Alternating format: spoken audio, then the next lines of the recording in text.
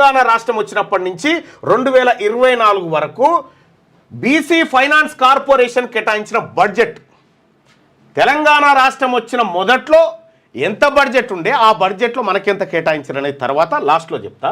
ఇక్కడ BC finance కార్పొరేషన్కు 2014-15లో 115 కోట్లు కేటాయించారు. 115 కోట్లు ఎస్ బీసీ ఫైనాన్స్ కార్పొరేషన్కి ఇస్తా ఉన్నాం, మీరు ముబ్బడిగా బీసీలకు లోన్లు ఇవ్వండి అని చెప్పి ఎంత అలొకేషన్ ఎంత చేసిరు? 115 కోట్లు.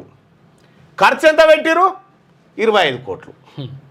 115 కోట్ల రూపాయలు ఇస్తున్నామని చెప్పి మన గిన్నెల 25 కోట్లు వారేసి మిగతాది ఎత్తుకొని పోయారు.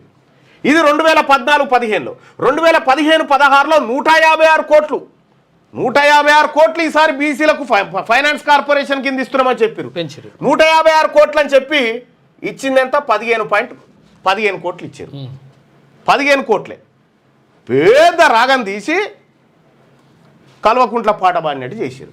ఇక్కడ 2016-17లో 228 కోట్లు బీసీ ఫైనాన్స్ కార్పొరేషన్కి ఇస్తున్నామని 2016-17 బడ్జెట్లో పెడితే ఇచ్చింది 46 కోట్లు.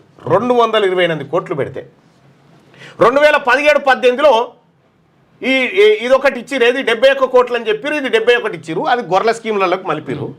ఇక 2018-19లో 265 కోట్లు పెడుతున్నామని చెప్పారు, విడుదల మనకి ఇచ్చిందేమో 70 కోట్లు. 2020-21లో 500 కోట్లు పెడుతున్నామని చెప్పి ఆటాన పైసలు ఇవ్వలే.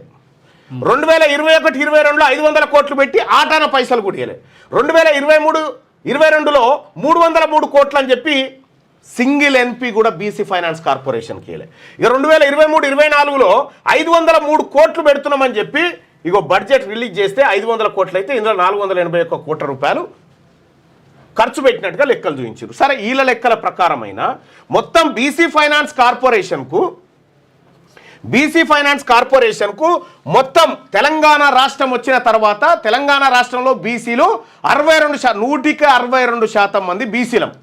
162% ఉన్నటువంటి బీసీలకు మొత్తం ఈ 10 ఏళ్లలో 2642 కోట్లు ఇచ్చి అలాట్ చేసి ఖర్చు పెట్టింది 711 కోట్లు.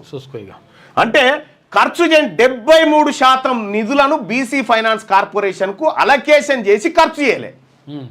పేరు ఎప్పుడే కేవలం పేరే అలొకేషన్ చేసి ఖర్చు చేయలే.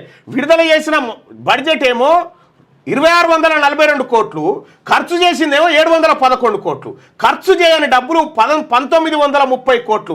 మరి 1930 కోట్ల సొమ్ము బీసీల సొమ్ము ఎవరు తిన్నాడు?